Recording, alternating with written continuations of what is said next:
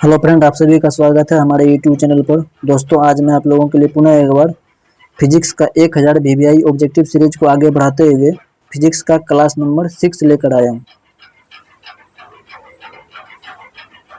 तो आज के इस क्लास में हम लोग 35 महत्वपूर्ण प्रश्न करने वाले हैं, जो कि आपके एग्जाम के लिए काफ़ी ज़्यादा इम्पोर्टेंट साबित होने वाला है। तो दोस्तों, बता दूँ, यदि आप लोग इस चैनल पर नए जुड़े हैं तो मैं आप लोगों के लिए क्लास 12th के सभी सब्जेक्ट का 1000 वीवीआई ऑब्जेक्टिव सीरीज और कुछ सब्जेक्टिव प्रश्न लेकर आता हूं, जो कि आपके एग्जाम के लिए काफ़ी ज़्यादा इम्पोर्टेंट साबित होने वाला है। तो दोस्तों, आज हम लोग फिजिक्स का 6ठा नंबर का क्लास कर रहे हैं। इससे पहले हम लोग फिजिक्स का 5 क्लास कर चुके हैं। तो जो लोग उस वीडियो को नहीं देखे हैं वो जाकर के कृपया देख लें, वीडियो का प्लेलिस्ट बना हुआ है।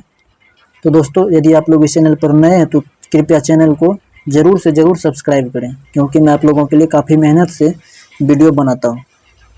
तो चलिए फ्रेंड, आज के क्लास को हम लोग स्टार्ट करते हैं। तो देखते हैं आज का ये हमारा प्रश्न नंबर 1। प्रश्न नंबर 1 है हमारा, विद्युत क्षेत्र में एक आवेशित कण पर लगने वाला बल का मान होता है। ऑप्शन ए आपका QE, ऑप्शन बी आपका Q/E, ऑप्शन सी आपका E/Q, ऑप्शन डी आपका √QE। तो इस प्रश्न का आपका सही जवाब हो जाएगा ऑप्शन नंबर ए, Q/E। यानी कि विद्युत क्षेत्र में एक आवेशित कण पर जो लगने वाला बल होता है वो Q/E होता है। तो चलिए फ्रेंड, अब हम लोग अगले प्रश्न नंबर 2 को देखते हैं। प्रश्न नंबर 2 है हमारा, कूलम्ब बल है। ऑप्शन ए आपका केंद्रीय बल, ऑप्शन बी विद्युत बल, ऑप्शन सी ए और बी दोनों, ऑप्शन डी इनमें से कोई नहीं। तो इस प्रश्न का आपका सही जवाब हो जाएगा ऑप्शन नंबर सी, ए और बी दोनों। यानी कि कूलम्ब बल जो आपका वो केंद्रीय और विद्युत दोनों प्रकार का बल होता है।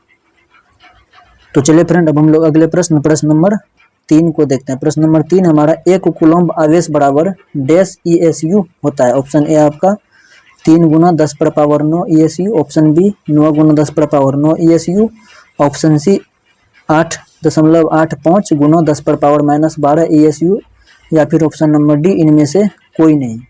तो इस प्रश्न का आपका सही जवाब हो जाएगा ऑप्शन नंबर ए, 3 × 10⁻9 ESU। यानी कि एक कूलम्ब बराबर 3 × 10⁻9 ESU के बराबर होता है। तो चलिए फ्रेंड, अब हम लोग अगले प्रश्न नंबर 4 को देखते हैं। प्रश्न नंबर 4 है हमारा, एक आवेशित चालक की सतह के किसी बिंदु पर विद्युतीय क्षेत्र की तीव्रता डैश होती है। ऑप्शन ए 0 होती है, ऑप्शन बी सतह के लंबवत होती है, ऑप्शन सी सतह के स्पर्शीय होती है, ऑप्शन डी सतह पर 45 डिग्री पर होती है। तो इस प्रश्न का आपका सही जवाब हो जाएगा ऑप्शन नंबर बी, सतह के लंबवत होती है। तो चलिए फ्रेंड, हम लोग अगले प्रश्न नंबर 5 को देखते हैं। प्रश्न नंबर 5 है हमारा,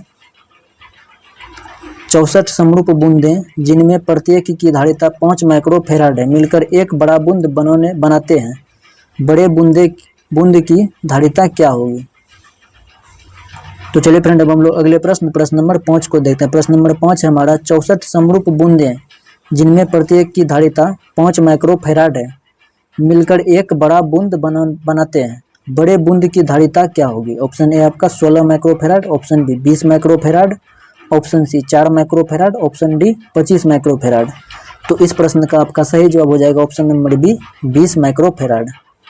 तो चलिए फ्रेंड, अब हम लोग अगले प्रश्न नंबर 6 को देखते हैं। प्रश्न नंबर 6 हमारा, निम्नलिखित में किस राशि का मात्रक वोल्ट/मीटर होता है? ऑप्शन ए विद्युतीय फ्लक्स का, ऑप्शन बी विद्युतीय विभव का, ऑप्शन सी विद्युत धारिता का, ऑप्शन डी विद्युतीय क्षेत्र का।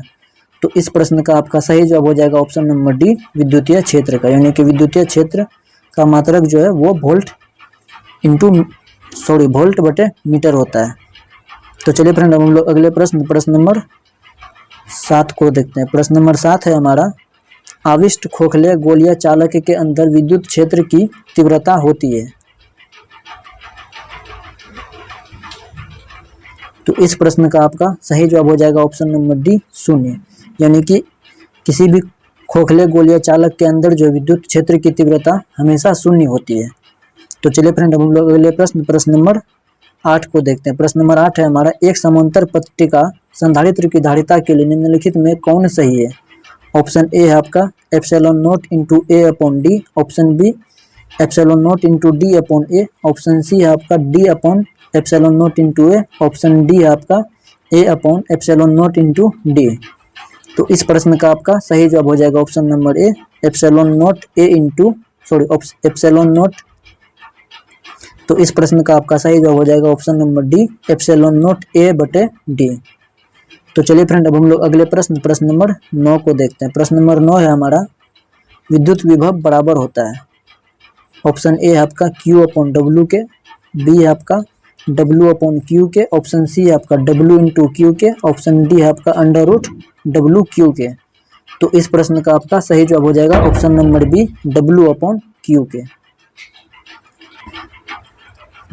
तो चलिए फ्रेंड, अब हम लोग अगले प्रश्न नंबर 10 को देखते हैं। प्रश्न नंबर 10 है हमारा, निम्नलिखित में किस राशि का मात्रक वोल्ट अपॉन मीटर होता है। ऑप्शन ए आपका विद्युतीय फ्लक्स, ऑप्शन बी आपका विद्युतीय विभव, ऑप्शन सी आपका विद्युत धारिता, ऑप्शन सी आपका विद्युतीय क्षेत्र। तो इस प्रश्न का आपका सही जवाब हो जाएगा ऑप्शन नंबर डी, विद्युतीय क्षेत्र, यानी कि विद्युत क्षेत्र का मात्रक वोल्ट बटे मीटर होता है। तो चलिए फ्रेंड, हम लोग अगले प्रश्न नंबर 11 को देखते हैं। प्रश्न नंबर 11 है हमारा, वैद्युत द्विध्रुव की निरक्षीय स्थिति में विद्युत विभव का व्यंजक होता है। ऑप्शन ए आपका 1/4πε0 इंटू पी कोस थीटा बटे आर स्क्वायर, ऑप्शन बी आपका 1/4πε0 into P upon R square, option C आपका 1/4πε0 into P upon R, option D आपका 0। तो इस प्रश्न का आपका सही जवाब हो जाएगा ऑप्शन नंबर डी, 0, यानी कि विद्युत द्विध्रुव का निरक्षीय स्थिति में विद्युत विभव का व्यंजक जो है वो 0 होता है। तो चलिए फ्रेंड, अब हम लोग अगले प्रश्न नंबर 12 को देखते हैं। प्रश्न नंबर 12 है हमारा, दो समान धारिता वाले संधारित्र को समांतर क्रम में जोड़ने पर उसकी समतुल्य धारिता होगी। Option A 2C, option B C, option C C/2, option D 1/2C। तो इस प्रश्न का आपका सही जवाब हो जाएगा ऑप्शन नंबर ए 2C। तो चलिए फ्रेंड, अब हम लोग अगले प्रश्न नंबर 13 को देखते हैं। प्रश्न नंबर 13 है हमारा, कार्बन प्रतिरोध का रंग कोड में पीला रंग का मौन होता है। ऑप्शन ए है आपका 1, option B 2, option C 3, option D 4। तो इस प्रश्न का आपका सही जवाब हो जाएगा ऑप्शन नंबर डी 4, यानी कि कार्बन प्रतिरोध का जो रंग कोड होता है उसमें पीला रंग का मौन 4 होता है। तो चलिए फ्रेंड, अब हम लोग अगले प्रश्न नंबर 14 को देखते हैं। प्रश्न नंबर 14 हमारा, विद्युत वाहक बल की इकाई है। Option A newton, option B joule, option C volt, option D newton प्रति एम्पियर। तो इस प्रश्न का आपका सही जवाब हो जाएगा ऑप्शन नंबर सी, वोल्ट। विभवांतर, ऑप्शन सी धारा, ऑप्शन डी इनमें से कोई नहीं, यानी कि वोल्ट मीटर आपका क्या मापता है। तो इस प्रश्न का आपका सही जवाब हो जाएगा ऑप्शन नंबर बी, विभवांतर, यानी कि वोल्ट मीटर जो आपका वो विभवांतर को मापता है। तो चलिए फ्रेंड, हम लोग अगले प्रश्न नंबर 16 को देखते हैं। प्रश्न नंबर 16 हमारा, एक चालक में 3.2 एम्पियर की धारा प्रवाहित हो रही है। इस चालक के किसी अनुप्रस्थ काट के आर पार प्रति सेकंड कितने इलेक्ट्रॉन प्रवाहित हो रहे होंगे। ऑप्शन ए आपका 2 × 10⁻19, ऑप्शन बी आपका 3 × 10⁻20, ऑप्शन सी आपका 5.2 × 10⁻19, ऑप्शन डी है आपका 9 × 10⁻20। तो इस प्रश्न का आपका सही जवाब हो जाएगा ऑप्शन नंबर ए, 2 × 10⁻19। तो चलिए फ्रेंड, अब हम लोग अगले प्रश्न नंबर 17 को देखते हैं। प्रश्न नंबर 17 हमारा, विद्युत परिपथ किसी बिंदु पर सभी धाराओं का बीजगणितीय योग होता है। ऑप्शन ए 0, ऑप्शन बी अनंत, ऑप्शन सी धनात्मक, ऑप्शन डी ऋणात्मक। तो इस प्रश्न का आपका सही जवाब हो जाएगा ऑप्शन नंबर ए 0, यानी कि विद्युत परिपथ के किसी बिंदु पर सभी धारा का बीजगणितीय योग जो होता है वो 0 के बराबर होता है। तो चलिए फ्रेंड, अब हम लोग अगले प्रश्न नंबर 18 को देखते हैं। प्रश्न नंबर 18 है हमारा, व्हीटस्टोन ब्रिज का उपयोग होता है। ऑप्शन ए सिर्फ उच्च प्रतिरोध के मापन में, ऑप्शन बी सिर्फ अल्प प्रतिरोध के मापन में, ऑप्शन सी उच्च एवं अल्प दोनों ही प्रतिरोध के मापन में, या फिर ऑप्शन डी विभवांतरों के मापन में। तो इस प्रश्न का आपका सही जवाब हो जाएगा ऑप्शन नंबर सी, उच्च एवं अल्प दोनों ही प्रतिरोध के मापन में व्हीटस्टोन ब्रिज का उपयोग किया जाता है। तो चलिए फ्रेंड, अब हम लोग अगले प्रश्न नंबर 19 को देखते हैं। प्रश्न नंबर 19 है हमारा, प्रश्न नंबर 19 है हमारा, विद्युत हीटर में जिस पदार्थ का उपयोग किया जाता है वह है। ऑप्शन ए तांबा, option B platinum, option C tungsten, option D nichrome. तो इस प्रश्न का आपका सही जवाब हो जाएगा ऑप्शन नंबर डी नाइक्रोम, यानी कि विद्युत हीटर में जो है नाइक्रोम का उपयोग किया जाता है। तो चलिए फ्रेंड, अब हम लोग अगले प्रश्न नंबर 20 को देखते हैं। प्रश्न नंबर 20 हमारा, विद्युत वाहक बल की विमा होती है। ऑप्शन ए आपका ml2 T-2, ऑप्शन बी है आपका m-1 L2 T-2, option C आपका ML T-2, ऑप्शन डी आपका ML2T-3 A-1। तो इस प्रश्न का आपका सही जवाब हो जाएगा option number D ML2T-3 A-1, यानी कि विद्युत वाहक बल का विमा ML2T-3 A-1 होता है। तो चलिए फ्रेंड अब हम लोग अगले प्रश्न नंबर 21 को देखते हैं। प्रश्न नंबर 21 है हमारा, शोषित विद्युत ऊर्जा है। ऑप्शन ए विभवांतर के व्युत्क्रमानुपाती होता है, ऑप्शन बी विभवांतर के समानुपाती होता है, ऑप्शन सी विभवांतर के वर्ग के समानुपाती होता है, ऑप्शन डी इनमें से कोई नहीं। तो इस प्रश्न का आपका सही जवाब हो जाएगा ऑप्शन नंबर सी विभवांतर के वर्ग के समानुपाती होता है, यानी कि शोषित विद्युत ऊर्जा जो है वो विभवांतर के वर्ग के समानुपाती होता है। तो चलिए फ्रेंड अब हम लोग अगले प्रश्न नंबर 22 को देखते हैं। प्रश्न नंबर 22 है हमारा, व्हीटस्टोन सेतु से तुलना करता है। ऑप्शन ए प्रतिरोधों का, ऑप्शन बी धाराओं का, ऑप्शन सी विभवांतरों का, ऑप्शन डी सभी का। तो इस प्रश्न का आपका सही जवाब हो जाएगा ऑप्शन नंबर ए प्रतिरोधों का, यानी कि व्हीटस्टोन सेतु जो है वो प्रतिरोध का तुलना करता है। तो चलिए फ्रेंड अब हम लोग अगले प्रश्न नंबर 23 को देखते हैं। प्रश्न नंबर 23 है हमारा, अनुपात 3:4 के दो प्रतिरोध समांतर क्रम में जुड़े हैं, इनमें उत्पन्न ऊष्मा के परिमाणों का अनुपात होगा। ऑप्शन ए आपका 4:3, option B 3:4, option C 6:8, option D 9:16। तो इस प्रश्न का आपका सही जवाब हो जाएगा ऑप्शन नंबर ए 4:3। तो चलिए फ्रेंड अब हम लोग अगले प्रश्न नंबर 24 को देखते हैं। प्रश्न नंबर 24 है हमारा, लंबे सीधे चालक से I एम्पियर धारा प्रवाहित होने से इसके r दूरी पर चुंबकीय क्षेत्र होता है। ऑप्शन ए है आपका μ0/4π × 2L/r, ऑप्शन बी है आपका μ0/4π × I/r, ऑप्शन सी है आपका 1/4π ε0 × I/r, ऑप्शन डी है आपका 4πr/3μ0I। तो इस प्रश्न का आपका सही जवाब हो जाएगा ऑप्शन नंबर ए μ0/4π × 2L/r। तो चलिए फ्रेंड अब हम लोग अगले प्रश्न नंबर 25 को देखते हैं। प्रश्न नंबर 25 है हमारा, समरूप वेग से चलायमान आवेश उत्पन्न करता है। ऑप्शन ए केवल विद्युत क्षेत्र, ऑप्शन बी केवल चुंबकीय क्षेत्र, ऑप्शन सी विद्युत चुंबकीय क्षेत्र, ऑप्शन डी इनमें से कोई नहीं। तो इस प्रश्न का आपका सही जवाब हो जाएगा ऑप्शन नंबर सी विद्युत चुंबकीय क्षेत्र।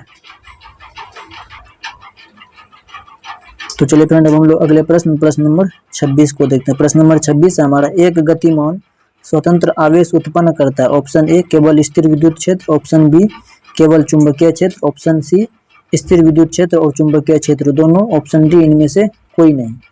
तो इस प्रश्न का आपका सही जवाब हो जाएगा ऑप्शन नंबर सी स्थिर विद्युत क्षेत्र और चुंबकीय क्षेत्र दोनों।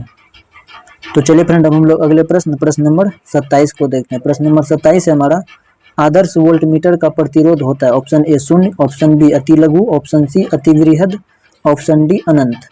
तो इस प्रश्न का आपका सही जवाब हो जाएगा ऑप्शन नंबर डी अनंत, यानी कि आदर्श वोल्टमीटर का जो प्रतिरोध होता है वो इनफिनाइट होता है। तो चलिए फ्रेंड हम लोग अगले प्रश्न नंबर 28 को देखते हैं। प्रश्न नंबर 28 हमारा, अनुचुंबकीय पदार्थ की प्रवृत्ति है। ऑप्शन ए स्थिर, ऑप्शन बी 0, ऑप्शन सी अनंत, ऑप्शन डी चुंबकीय क्षेत्र पर निर्भर। तो इस प्रश्न का आपका सही जवाब हो जाएगा ऑप्शन नंबर ए स्थिर, यानी कि अनुचुंबकीय पदार्थ की प्रवृत्ति जो है वो स्थिर होती है। तो चलिए फ्रेंड हम लोग अगले प्रश्न नंबर 29 को देखते हैं। प्रश्न नंबर 29 है हमारा, पृथ्वी के चुंबकीय क्षेत्र में यदि किसी चुंबकीय सुई के दोलन की आवृत्ति n हो तो ऑप्शन ए आपका n directly proportional BH, option B आपका n² directly proportional BH, option C आपका n directly proportional BH², option D आपका n² इनवर्सली प्रोपोर्शनल 1/BH।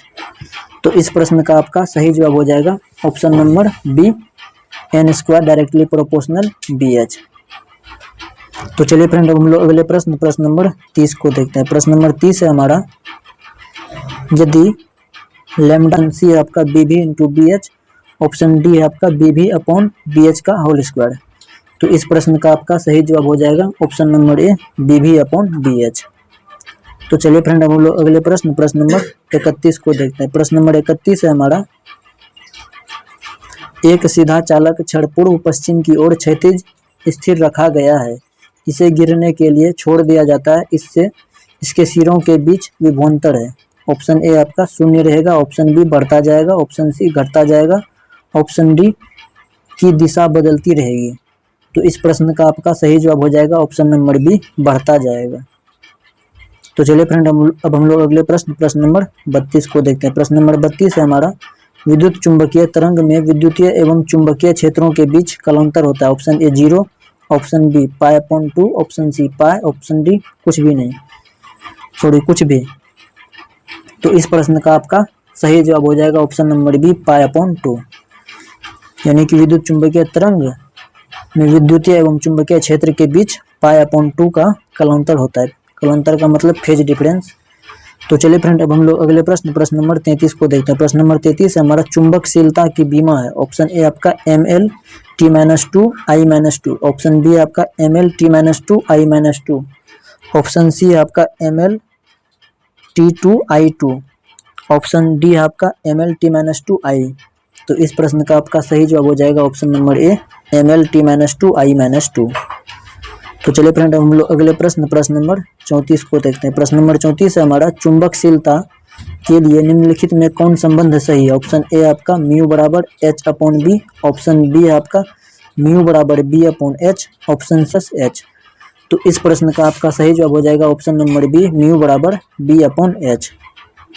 तो चलिए फ्रेंड, अब हम लोग अगले प्रश्न और आज का ये हमारा आखिरी प्रश्न नंबर 35। प्रश्न नंबर 35 हमारा, 1 हेनरी बराबर होता है। ऑप्शन ए आपका 10⁻³ mH, ऑप्शन बी आपका 10⁻6 mH, ऑप्शन सी आपका 10⁻³ mH, ऑप्शन डी आपका 10⁻6 mH। तो इस प्रश्न का आपका सही जवाब हो जाएगा ऑप्शन नंबर ए, 10⁻3 mH।